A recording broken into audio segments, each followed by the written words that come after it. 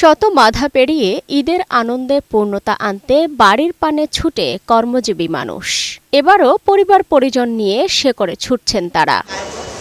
রাজধানীর কমলাপুর রেল স্টেশনে সকাল থেকেই দেখা যায় বাড়ি ফেরা যাত্রীদের চাপ। দীর্ঘদিন পরে প্রিয় মানুষদের কাছে যাওয়ার আনন্দ তাদের চোখে মুখে। ঈদ করতে গ্রামের বাড়িতে যাচ্ছি, দাদুর বাড়ি জামালপুরে।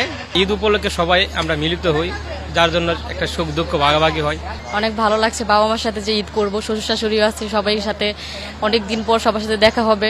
এবারের ঈদ যাত্রায় কোনো রকম ভোগান্তি পেতে হচ্ছে না ঘরমুখী মানুষদের। স্বস্তির যাত্রা ঈদ আনন্দ করেছে দ্বিগুণ। তো আলহামদুলিল্লাহ সব মিলিয়ে অনেক ভালো পরিবেশ, ভোগান্তি নেই বললেই চলে, আরামসে চলে আসছে।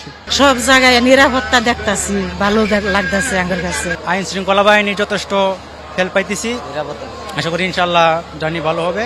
কমলাপুর রেলওয়ে স্টেশন পরিদর্শনে গিয়ে স্বরাষ্ট্র উপদেষ্টা জাহাঙ্গীর আলম চৌধুরী বলেন, দুর্নীতিতে জিরো টলারেন্সের কারণেই এবারের ঈদ যাত্রা দুর্ভোগ মুক্ত।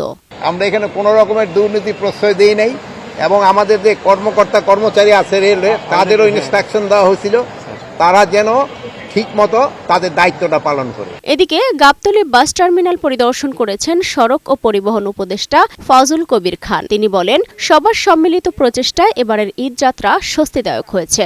আমাদের শ্রমিক এবং মালিক সংগঠনের নেতৃবৃন্দ যদি আমাদেরকে সহায়তা করেন, যাওয়ার সময়টা যেরকম নির্বিঘ্ন হয়েছে, যেটা আরামদায়ক হয়েছে, ফিরে আসাটা ওরকম। ঈদের জামাত ঘিরে কোনো ধরনের নিরাপত্তার শঙ্কা নেই বলেও জানান তিনি। সালমা জাহান মুক্তা, বৈশাখী সংবাদ, ঢাকা।